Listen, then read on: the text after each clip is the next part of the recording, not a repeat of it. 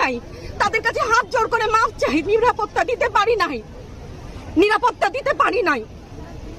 মনে হয় রাস্তায় শহীদ হয়ে গেলে যদি এই লজ্জা আমার কিছুটা কাটে।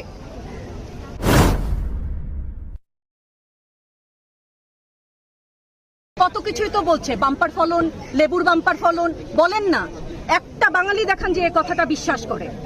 এসব বলে আমাদেরকে আরো মানে এটাকে বিরক্ত হওয়া বলবো না, বিরক্ত হওয়ারও সীমা ছাড়িয়ে গেছে।